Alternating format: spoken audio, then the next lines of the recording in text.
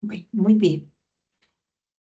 Ayer estábamos hablando de la llegada de Internet, ¿cierto? Bueno, antes de cualquier cosa, un saludo para todos. Esta es la continuación de el encuentro sincrónico que les estaba debiendo y donde vamos ya a, digamos que a dejar de ver la historia de la comunicación y nos vamos a entrar a analizar el fenómeno de la comunicación como un proceso humano que tal vez el proceso más complejo que hay.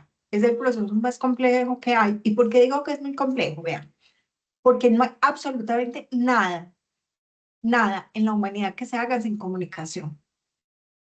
Para poder enamorarnos nos tenemos que comunicar, para poder trabajar tenemos que comunicar, para poder inventar algo hay que comunicar, para poder gobernar hay que comunicar, para poder tener una empresa hay que comunicar. O sea, para poder educar hay que comunicar, para poder entretener hay que comunicar. O sea, es como algo que es la base de absolutamente todos los procesos humanos. Ningún otro ser vivo en el planeta ha logrado desarrollar el lenguaje. Ninguno, como lo hemos llegado a desarrollar nosotros. Nosotros no tenemos solamente un idioma, nosotros tenemos muchos idiomas en la humanidad. Unos idiomas que han ido naciendo en diferentes sociedades y que llevan siglos transformándose porque los idiomas son vivos, cada vez aparecen nuevas palabras, se dejan de usar otras palabras, usamos palabras de otros idiomas hoy en día gracias a los medios de comunicación que nos han permitido. Entonces nosotros no decimos conversemos sino chateemos, no decimos... em, eh, el link, pásame el link de tu trabajo, en vez de decir pásame el enlace de tu trabajo, ¿cierto? Entonces, digamos que ahí empezamos a compartir idiomas, y no solamente esos idiomas sociales, sino también idiomas creados. Por ejemplo, yo les hablaba de código Morse, les hablaba del lenguaje HTML, que es un lenguaje propiamente, que es la base de toda la comunicación en comunicación digital, en fin. Entonces, ese proceso se ha ido complejizando cada vez más con la llegada de los medios digitales. Así como en la época de la era de la comunicación con la imprenta marcó una ruptura en el mundo, y los expertos la llamaron la era de Gutenberg, a esta era, a la era actual, los sociólogos la llaman la era o la galaxia von Neumann, porque von Neumann fue un matemático que fue el impulsor de las computadoras y de todos los principios de ese lenguaje de la computación moderna que veíamos ayer, que se dio en el siglo pasado, ¿cierto? Que se dio en el siglo pasado. Espérame un minutico, que es que no te estoy viendo y me aterra no verte. Ahora sí te veo, ahora sí te veo. Me aterra conversar como con una pantalla exclusivamente. Entonces a esa era le llaman la era de la comunicación von Neumann. Ayer vimos que es una época que se da a partir del fenómeno de la digitalización de las señales, esas señales que antes iban por cobre, que iban en forma de ondas. La diferencia es que ahora van en forma de números, y las combinaciones de los números van formando equivalencias que luego se transforman, se decodifican, así como en la fotografía. Antes se tomaban fotos y los negativos había que llevarlos a revelar para que saliera la imagen en positivo. Pues pasa aquí lo mismo, ¿cierto? La información viaja en forma de ceros y unos, y ya luego llega el computador ya trae lo que antes llamábamos el famoso módem, ya trae los sistemas para convertirlo, sea en sonido, en imagen, en texto, en lo que uno quiere, ¿cierto? ¿Qué pasó con esto? A la par de la informática es la ciencia, la ingeniería que se encarga de procesar toda esa información usando estos lenguajes binarios, se desarrolló la telemática. las telecomunicaciones. En las telecomunicaciones se dieron cuenta que había también otros materiales, digamos que mejor que el cobre, que nos permitían transmitir información mucho más rápido. Y entonces encontraron algo que, por ejemplo, llamamos fibra óptica, ¿cierto? Y tenemos cables de fibra óptica. Hoy en día, pues en casi todas las casas donde tenemos internet, tenemos cables de fibra óptica, pero también se dieron cuenta que era posible transmitir información a través de satélites, usando la misma atmósfera por la que nosotros transmitimos las ondas de voz, por esa misma atmósfera, poder transmitir a un satélite, que el satélite la mande a otra parte de la Tierra, ¿cierto? Entonces, digamos que toda esta comunicación ha ido generando un sistema de comunicación muy complejo, donde lejos, yo les decía ayer, lejos de desaparecer lo que ya existía, digamos que se enriquece y se añaden nuevos elementos a la comunicación sin desaparecer los anteriores. Y empezamos, digamos que a jugar no solamente con lenguajes distintos, con aparatos distintos, con soportes distintos, sino también con intencionalidades distintas de acuerdo a esos contextos que veíamos ayer, que es de acuerdo a donde nos comunicamos, ¿cierto? Unos contextos públicos, unos contextos privados, unos contextos más amplios, unos contextos más cerrados. Hay veces que nos relacionamos con poquita gente, hay veces que nos relacionamos con gente que ni conocemos. Hoy, por ejemplo, tuve una reunión esta mañana con una gente de Ecuador que nunca en la vida había visto. Entonces, digamos que todos empezamos a alternar unos diferentes escenarios y contextos de la comunicación, ¿cierto? Entonces, haciendo un resumen de lo que hemos visto, vimos que el ser humano duró muchísimos años de su evolución eh, en esa época de la comunicación local, en una época de comunicación que estaba soportada por elementos, por tecnologías. Eso es un error creer que las tecnologías son solamente las digitales. No, también el libro es una tecnología, también la pintura, el arte en sí, todos esos desarrollos han sido desarrollos tecnológicos, la palabra, el lenguaje oral, el solo hecho de inventarnos unas palabras para podernos poner en común hace parte de esas, digamos, engranaje tecnológico que vamos utilizando para podernos comunicar, ¿cierto? ¿Qué pasó? Que resulta que en esa evolución, en la época de la comunicación local, si bien los contextos eran muy pequeños, el ser humano era co-creador de la comunicación, era productor y consumidor. Por física necesidad, era consumidor y co-creador, ¿cierto? Y digamos que era una era en donde no habían expertos en comunicación, pues nadie estudiaba en una universidad de comunicación. Las primeras universidades de comunicación aparecen en el siglo XIX, hace muy poquitico. Y era una comunicación cotidiana, una comunicación de tipo amateur. Cuando digo amateur es sin ser profesional, ¿cierto? Ya luego, ¿qué pasa? A partir de Gutenberg es que se desarrollan los medios de comunicación masivos que vimos ayer. Primero la prensa, las revistas,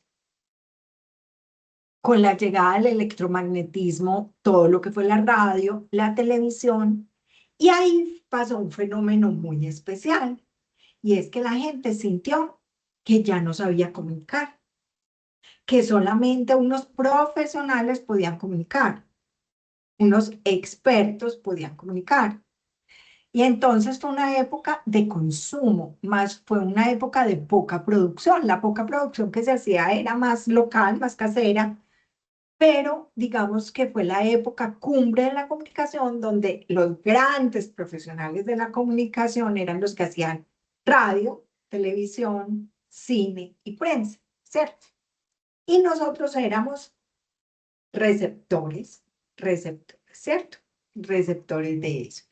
Digamos que había muy poquitos emisores con mucho poder y había muy pocos perceptores, es decir, personas amateur con capacidad de crear, ¿cierto?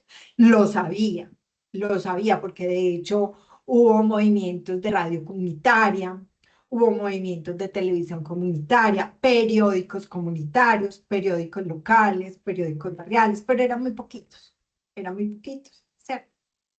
¿Y qué pasa con Internet? Internet le devuelve a esas personas que habían perdido ese poder esas posibilidades de volverse comunicadores, creadores. Entonces se multiplican los prosumidores o co-creadores, que ayer hablábamos de ese término que tú me preguntabas, profe, pero porque a veces se dice receptor, a veces prosumidor o a veces perceptor, ¿cierto? Porque digamos que el rol de quien participa en la comunicación, ya no como profesional, se potencia o cambia con el tiempo. Con esto también es muy importante que entendamos que no es que todos nos volvamos co-creadores. A veces creemos que todos somos youtubers, que todos somos... No. Hoy en día las estadísticas nos dicen que realmente es mucha más gente de la que antes tenía esa posibilidad, pero que no es que esa falsa creencia de que todos ya somos prosumidores o co-creadores, eso es falso. ¿Por qué? Porque entre otras cosas nos han enseñado nos han hecho creer que no tenemos esas capacidades. Por ejemplo, las empresas piden, ay, ¿por qué no me dan un taller de comunicación? ¿Por qué es que no nos ayuda a aprender a comunicarnos mejor de una manera más asertiva? Porque digamos que perdimos esa costumbre de comunicar en espacios públicos, en espacios públicos. Entonces, ¿qué pasó en la época en que aparece el electromagnetismo y se disparan todos los medios de comunicación? Resulta que ya se habían creado las universidades son muy antiguas, hay universidades en el mundo que tienen 500 años, etcétera, pero que eran, digamos, para unas élites. La gran diferencia hoy en día de las universidades es que ya no son solamente para élites, sino que también cualquier persona puede eh, tener acceso a la educación por muchas vías, ¿cierto? Sea por el SENA, sea por universidades privadas con una beca, sea, en fin. Resulta que en esas universidades empezaron a preocuparse por entender estos fenómenos, por describir estos fenómenos que cada vez eran más complejos. Y empiezan a aparecer una serie de teorías. Una teoría es a ver, hay muchas formas de entender el concepto de teoría, pero como lo vamos a entender acá, es una explicación dada por investigadores que han estudiado los fenómenos con mucho rigor y que tienen evidencias para dar sus opiniones. O sea, no es una opinión cualquiera, es porque ha sido fruto de procesos de investigación muy fuertes. Pero cada teoría de la comunicación se ha dado en un momento histórico determinado y más adelante han pasado nuevas cosas que hacen que esas teorías se hayan quedado, digamos que, obsoletas. No es que no funcionen, no es que no funcionen. De hecho, nos han enseñado mucho sobre la comunicación, pero necesitan repensarse a la luz de los fenómenos que hoy en día tenemos, ¿cierto? Hacer una lectura. ¿Qué estudian esas teorías? Las teorías inicialmente empezaron a preocupar por cuáles eran los medios de comunicación que el ser humano utilizaba para comunicarse. Y cuando hablamos de medios de comunicación, no solamente nos referimos a los medios externos, a los medios de la comunicación masiva, a los grandes aparatos, sino también a aquellos medios que utilizamos en todas las esferas de la comunicación humana. Primero, ¿cómo es esa manifestación verbal? Por eso existe la lingüística. La lingüística es, digamos que una ciencia hermana de la comunicación, pero que se enfoca en los lenguajes verbales y escritos, ¿cierto? Por eso muchas universidades, sus programas se llaman lingüística y literatura, porque pues a través de la literatura han logrado entender mucho el lenguaje escrito. Pero resulta que no es solamente eso. Nosotros también nos comunicamos a través de lenguajes no verbales. Los gestos. Los gestos no es verbal. La forma como yo muevo mis manos de manera intencionada o no intencionada, como yo hago gestos, por ejemplo, si hago el dedo así, si hago el dedo así, digamos que son manifestaciones no verbales, sino kinésicas. Kinésicas significa de nuestro cuerpo y de nuestro movimiento, ¿cierto? Por eso hay una rama de la comunicación que se llama comunicación kinésica. ¿Y quienes estudian mucho la comunicación kinésica? Los psicólogos, los médicos, los médicos, los psiquiatras, los, también los comunicadores, ¿cierto? Obviamente, obviamente. Por otra parte, hay un sistema de comunicación, unos medios de comunicación que utilizan más lo icónico. Lo icónico tiene que ver con las imágenes, ¿cierto? Y esto se estudia mucho, por ejemplo, desde ciencias como la semiología. La semiología y la estética son ciencias que han estudiado mucho todo ese significado que tiene esa comunicación icónica, ¿cierto? Dentro de la comunicación icónica está todo lo que nosotros vemos y observamos. Una escenografía, por ejemplo, dentro de un evento, es lo que se ve, ¿cierto? Eh, el vestido de alguien, el maquillaje de alguien, el peinado de alguien. Todo eso son estímulos visuales que finalmente están comunicando algo y que nos sirven para transmitir mensajes con diferentes intenciones. Esto fue una de las primeras cosas que los científicos de diferentes disciplinas, porque no es solamente desde la comunicación, han estudiado la comunicación, ¿sí? Eso es lo primero que ha pasado. Y tratan de explicar, ¿cierto? Aquí ya veíamos la comunicación escrita, entonces quienes estudian la comunicación escrita se centran en entender ese lenguaje, la ortografía, la gramática, la pragmática, la sintaxis, toda una cantidad de cosas que a nosotros posiblemente nos enseñaron por ahí en el colegio, pero pues de una manera muy superficial, ellos ya profundizan en todo eso.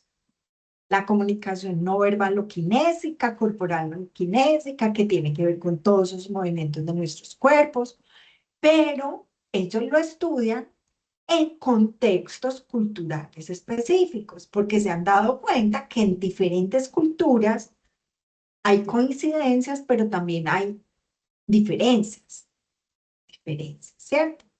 Entonces, digamos que empiezan a estudiar.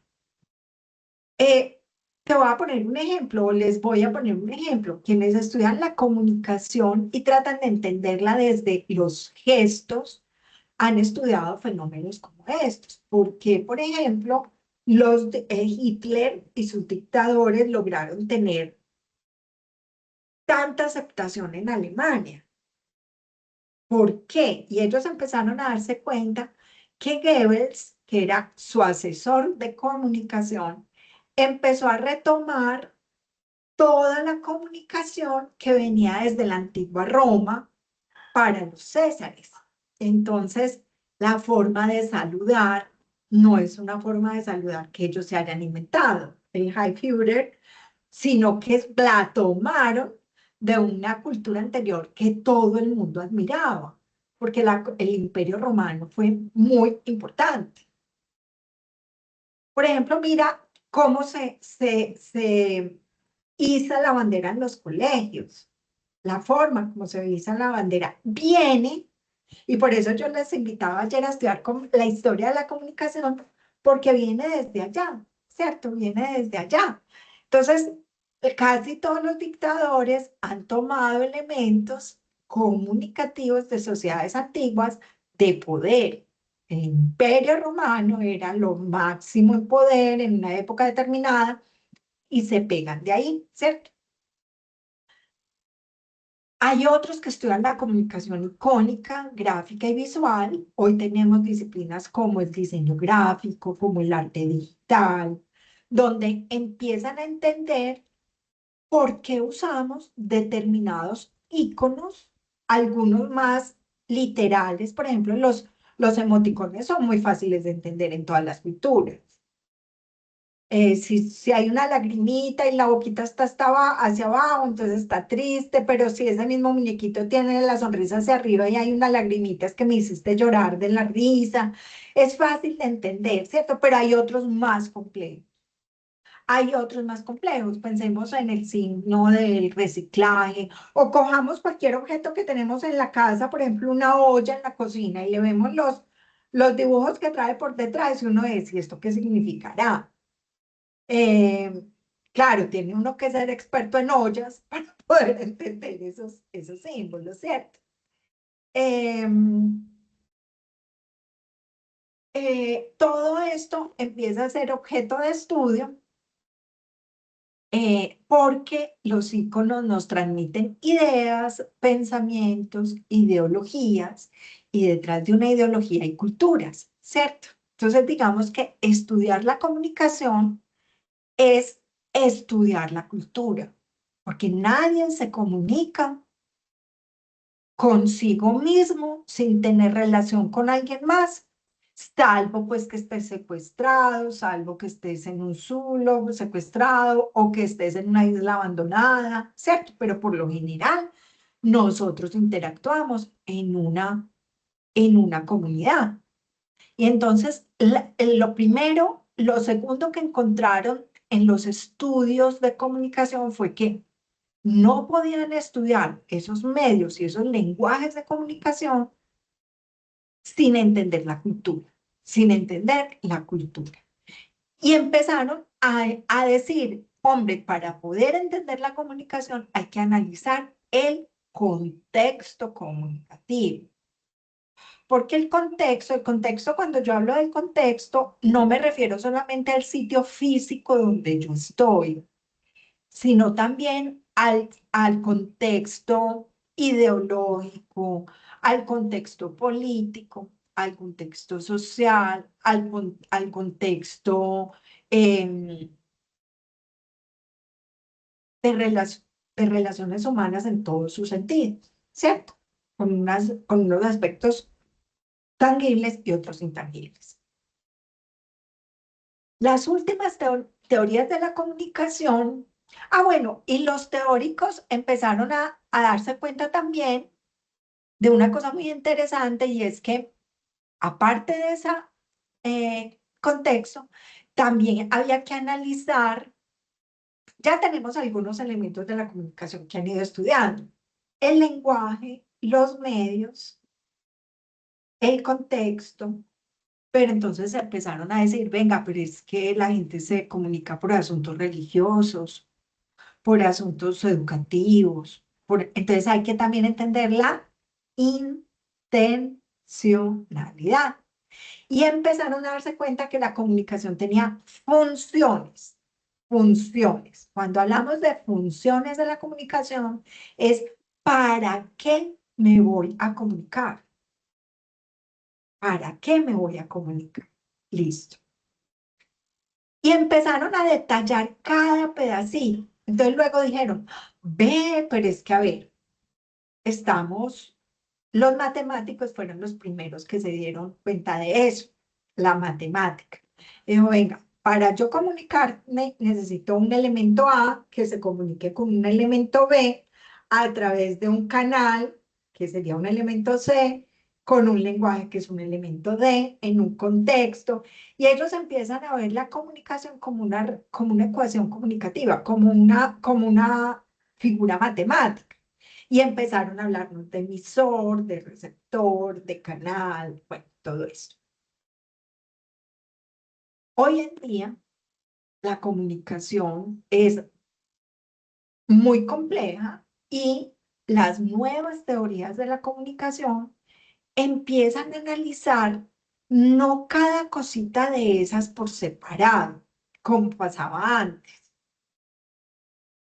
sino cómo, qué pasa con todos estos elementos cuando se desarrollan, cuando se unen, cuando se contextualizan y cuando se manifiestan a través de la multimodalidad, multimedialidad. Porque antes, pues, como no habían tantos medios de comunicación, era muy fácil estudiar los libros, estudiar la prensa, pero es que hoy en día el ser humano se comunica a través de todo. Yo leo por la mañana Twitter, Instagram, veo el periódico, converso con mi pareja, eh, escucho televisión. Entonces, las nuevas teorías tratan de explicar esos fenómenos de las mediaciones, de tantas mediaciones, tantos medios y tantos relaciones culturales que se establecen, multiculturales que se establecen en el entorno comunicativo y en el proceso comunicativo, ¿cierto? Entonces, digamos que eso es lo primero que tenemos que entender. Eh, las nuevas teorías de la comunicación están centradas en entender lo que llamamos los fenómenos transmediales, crossmedia. Eso lo van a ver ustedes a lo largo de la carrera. Aquí yo no pretendo que ustedes salgan expertos en esto, simplemente quiero contarles que hoy es tan compleja la comunicación que hablamos desde una comunicación transmedial y de una comunicación crossmedia, o sea, que cruza todos los medios, atraviesa con las narraciones diferentes ámbitos de la vida privada y pública, del entorno en el que estamos y digamos que empiezan a preocuparse por los medios, por las pantallas, por el lenguaje, por el contexto, por la cultura, pero por las funciones, por las ideologías que hay detrás, pero también se preocupan por los efectos. ¿Qué efectos está causando en la gente todo este fenómeno comunicativo?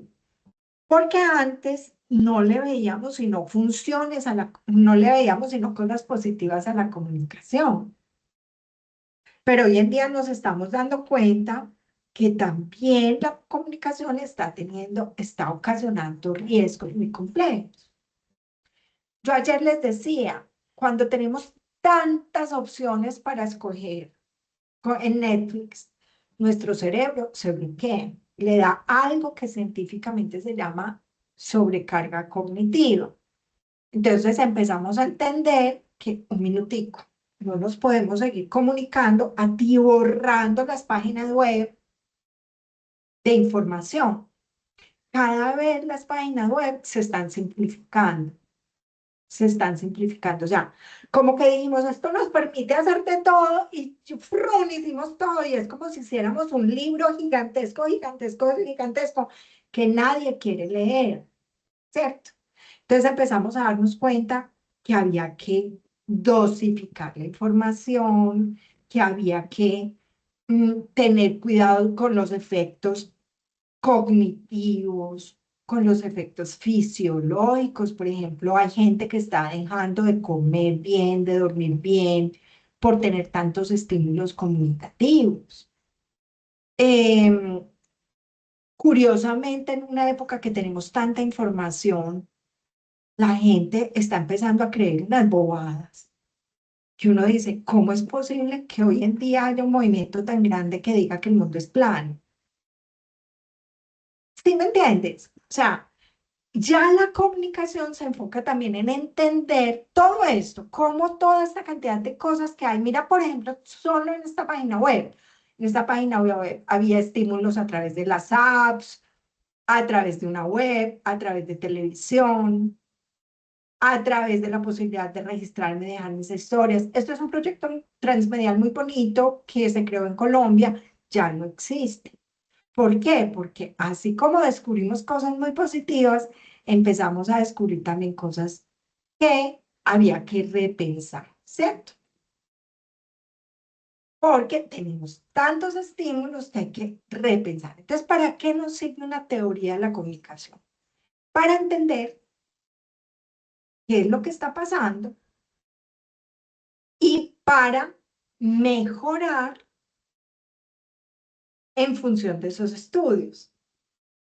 Por eso es tan chévere, y hay veces la gente dice que cuando yo estudié teorías de la comunicación, yo decía, pero eso como, ¿qué? Dios mío bendito.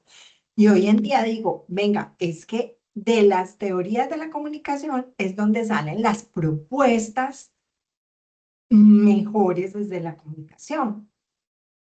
Porque si yo estoy pendiente de qué me están diciendo los teóricos sobre la comunicación, yo puedo hacer mejores productos. Este es un ejemplo simplemente con lo que viene con Plaza Sésamo. Plaza Sésamo es una de las empresas, yo ayer les decía también que era importante que ustedes empiecen a reconocer empresas de comunicación mundiales, así como la CNN, como la NBC, como esta empresa que se llama Sesame Workshop, que es la que ha hecho Plaza Sésamo desde 1969, es la empresa de comunicación más grande del mundo de productos de comunicación para niños, junto con Disney, junto con Disney.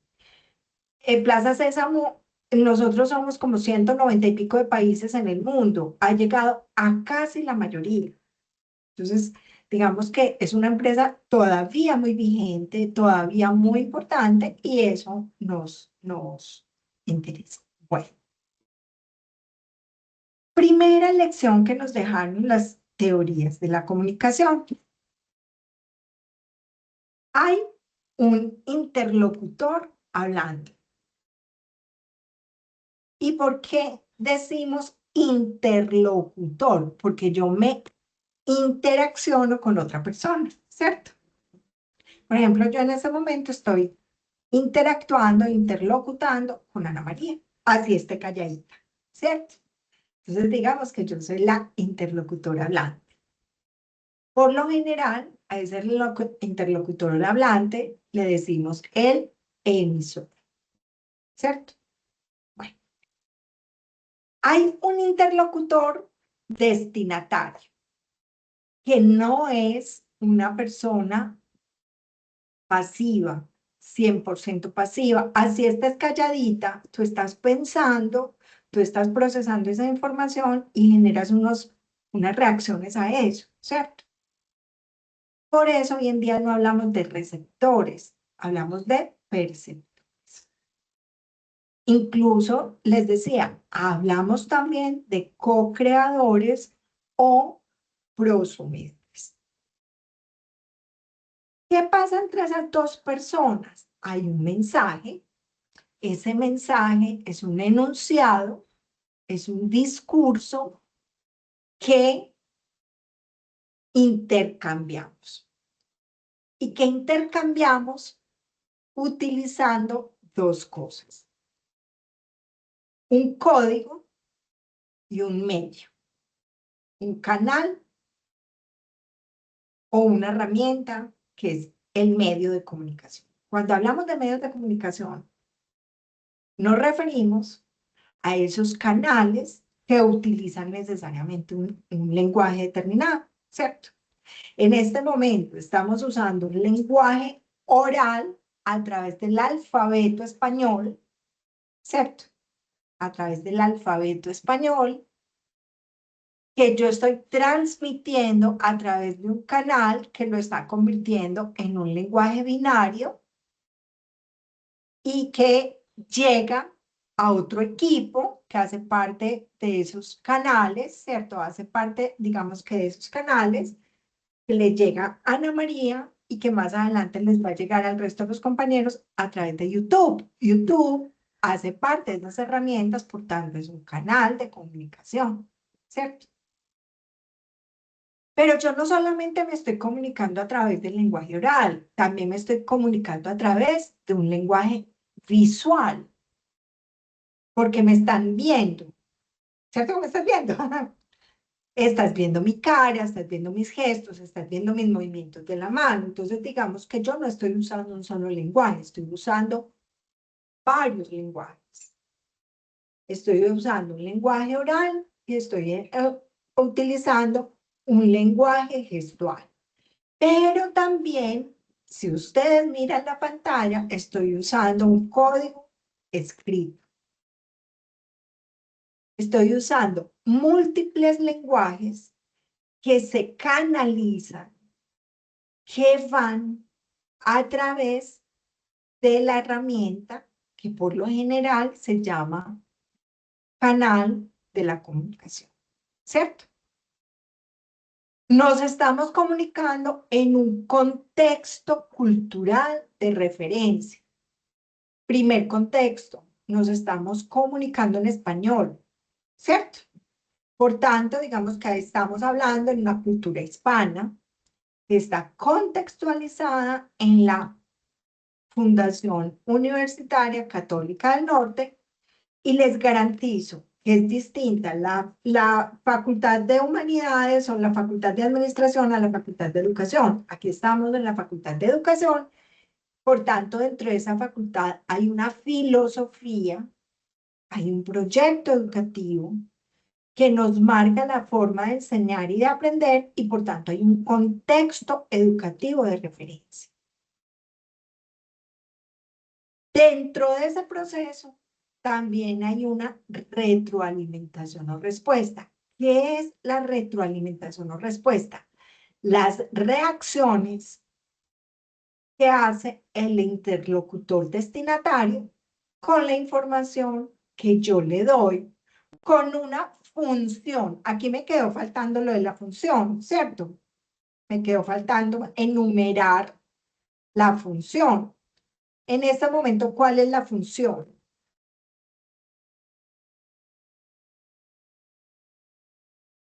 ¿Cuál es la función? Transmitir el conocimiento. Sí, educar, ¿cierto? Formarnos. Entonces, digamos que las primeras teorías de la comunicación empezaron a analizar los procesos de comunicación unidireccional. La comunicación unidireccional es la que yo realizo contigo, con una persona, ¿cierto? Pero donde ese receptor, ese perceptor actúa más como receptor que como perceptor. Yo emito la información y alguien me escucha, genera una respuesta, pero yo posiblemente no me entero, no me llega esa respuesta.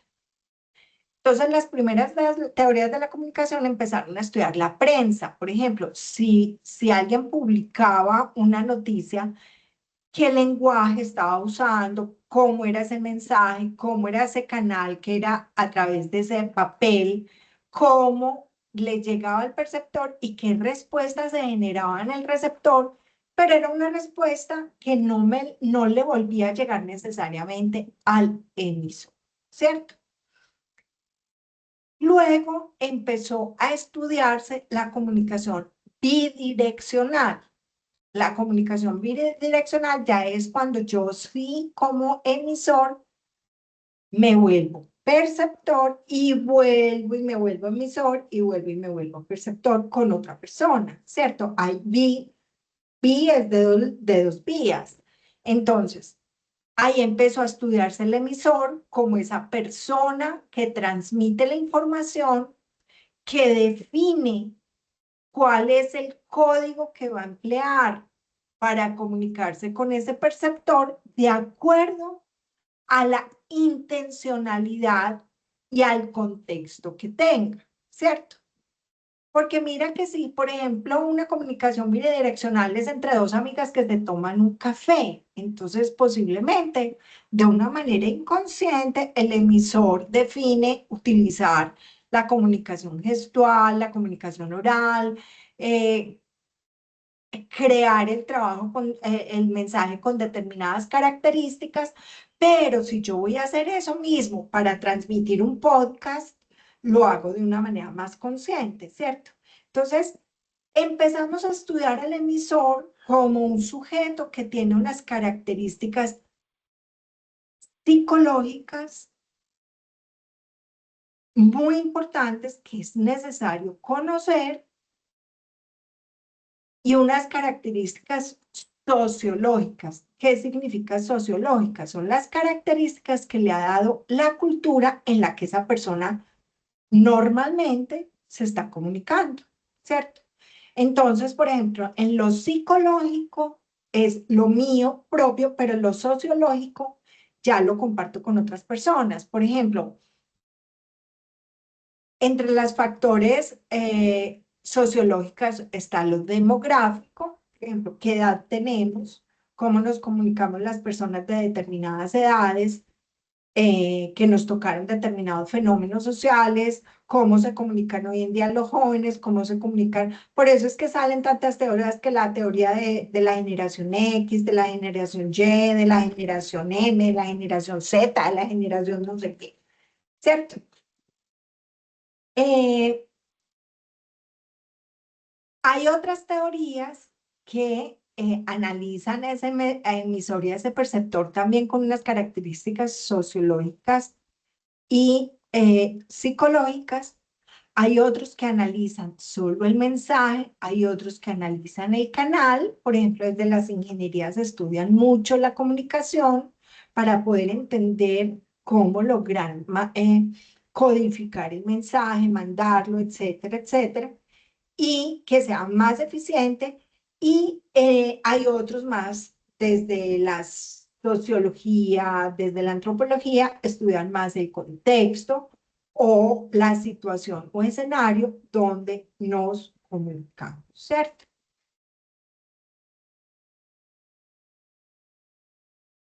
Las teorías actuales de la comunicación, entonces, estudian ya no lo unipersonal, unilateral, lo bilateral, sino que estudian la multidireccionalidad.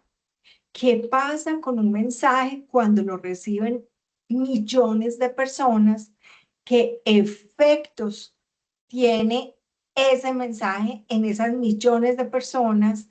¿Cómo se transforma el mensaje y cuando lo paso por diferentes medios, porque no es igual contar la Caperucita Roja de manera oral, a comunicarla de manera visual, a comunicarla con audio, a comunicarla de manera audiovisual. Entonces empezamos a entender las nuevas teorías, a estudiar esa multidireccionalidad.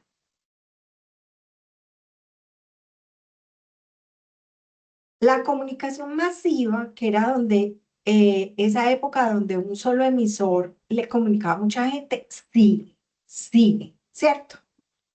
Sigue estando, por ejemplo, en medios de comunicación como Netflix, sigue estando en medios de comunicación como el cine, etcétera. Pero también hay unos nuevos ámbitos de comunicación que son ámbitos de comunicación selectiva, donde unos pocos se comunican con unos pocos o con muchos de acuerdo a esos intereses más afines que están, que tienen. Entonces, por ejemplo, las teorías de la comunicación hoy en día están estudiando fenómenos como las redes sociales, bueno, cómo es esa comunicación interactiva, cómo es esa comunicación multidimensional que hoy en día tenemos. Y están estudiando también cómo esas funciones de la comunicación también se transforman con el lenguaje.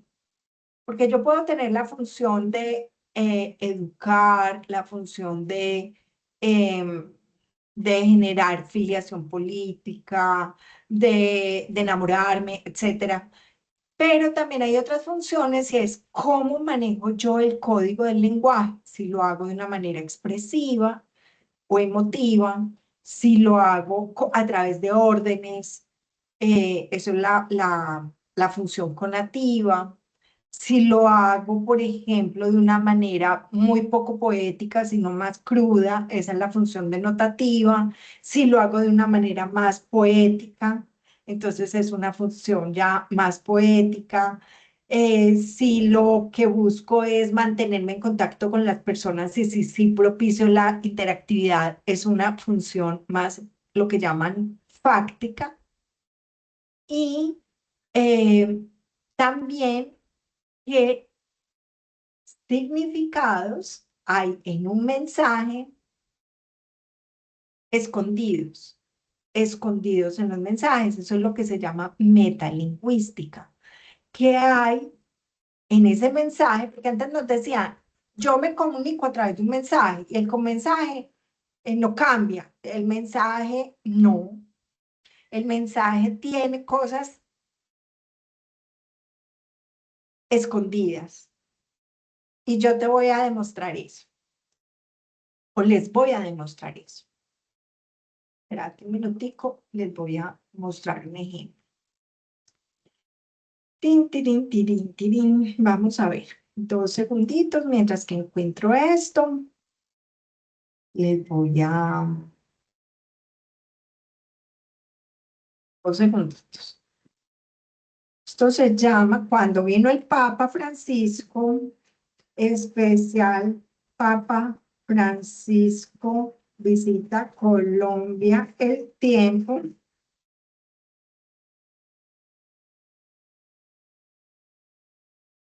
Visita el Papa Francisco, el tiempo. Aquí está. Voy a volver a compartir mi pantalla. Ya voy a terminar para que no te angusties. Cuando vino el Papa Francisco fue en el año 2017, ¿cierto? En el año 2017. En el año 2017, el Papa Francisco, eh, Colombia, es un país donde cada vez hay menos comunidad católica, pero sigue siendo la religión predominante, ¿cierto? Y resulta que en el año 2017 estábamos cerrando todo el proceso de negociación de paz con las FARC, ¿cierto? Y había una gran oposición. De hecho, se hizo un referendo para saber si se aceptaba que se hiciera la paz con las FARC. Ese referendo se perdió y aún así se firmó la paz con las FARC. Eso es un gran, digamos que debilidad que ha tenido el proceso de paz, ¿cierto? Resulta que el periódico El Tiempo, bueno, desde el gobierno del presidente Santos buscaron cómo convencer a los colombianos de que era bueno hacer la paz con las FARC. Y dijeron, traigamos al Papa. Somos supremamente católicos, traigamos al Papa. Y el Papa vino a Colombia. Entonces, el Tiempo hizo esto, hizo medios informativos en forma de cómic. ¿Por qué en forma de cómic? Porque la imagen es un código que es más fácil de entender que el escrito. Primero, porque no todo el mundo sabe leer o escribir. Segundo, porque no todo el mundo sabe leer bien y entender lo que está leyendo. Eso es lo que se llama alfabetización avanzada, no necesariamente. la tenemos, ¿cierto? Mucha gente, incluso que ha pasado por universidades y todo, no tiene esa habilidad, porque no está acostumbrada a leer o a escribir. Entonces, resulta que ellos inventaron esto, que era un cómic, donde, digamos que a través del cómic, nosotros lográbamos entender esa visita tan importante del Papa, sus mensajes, frente a esos intereses que había en ese momento de reunirse con las víctimas, mira, por ejemplo, el Papa Francisco dio un discurso ante las víctimas del conflicto, ¿qué dijo el Papa Francisco con palabras muy sencillas para que la gente lo entendiera? La oración frente al Cristo de Bojayá. Bojayá es una zona de Chocó donde hubo una gran masacre y el llevarlo allá era una forma de decir paremos la guerra, etcétera, etcétera, etcétera. Hasta ahí todo está muy bonito, esto de cómic a mí me encanta. Mm, Me parece que fue un acierto muy grande de un periódico que no estaba acostumbrado a utilizar la imagen para comunicar, pero yo te quiero hacer una pregunta, Ana. ¿Tú sabes de quién es el periódico El Tiempo? No, no sé. No. Búscate en internet o en tu celular quiénes eran los fundadores del Tiempo.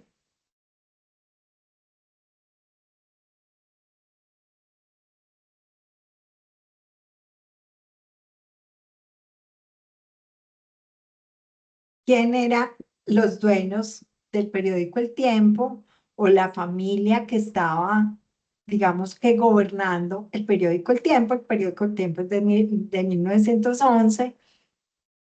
Eduardo Santos Montejo, ¿Ya qué te suena ese apellido?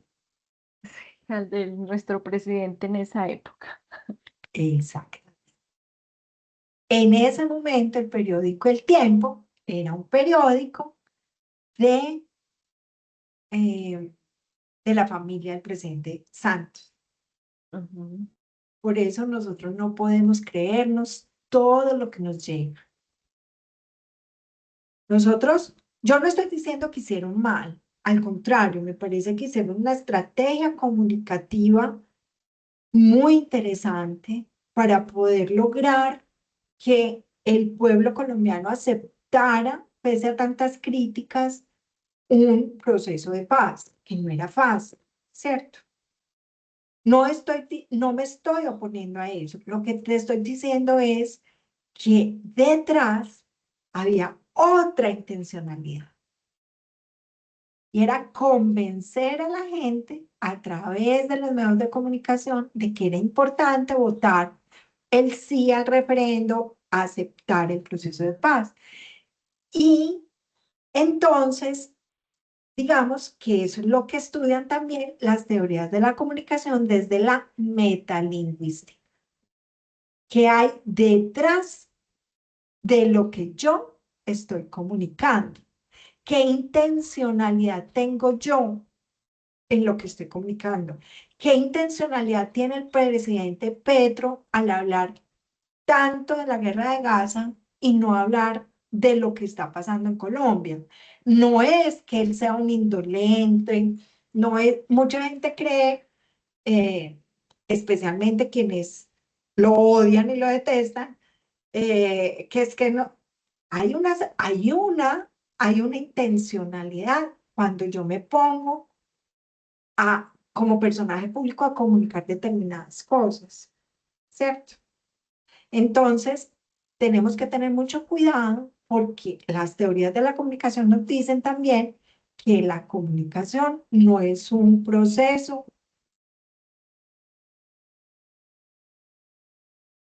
tanto, Ujú. 100%, sino que es un proceso complejo que tiene que ver también con intencionalidades de convencer, de guiarnos hacia determinadas acciones, de generar determinadas reacciones en la audiencia a partir de esas características sociológicas, demográficas y psicológicas que tienen las personas. Ujú. En nuestro próximo encuentro vamos a ver que ya en la semana 6, ¿cierto? En la semana 6, 7 y 8 vamos a dedicarnos precisamente a entender qué nos dice cada una de estas teorías que son las más importantes de la comunicación. La teoría funcionalista, que fue la primera que empezó, mira que es de los años 20, todavía no estaba desarrollada la televisión, Ujú. todavía no estaba funcionando bien la televisión ni la radio, ¿cierto? Luego pasó la teoría estructuralista. También al mismo tiempo en otros lugares del mundo se habló de la teoría crítica. Luego vino la teoría de los estudios socioculturales, muy especialmente en Latinoamérica.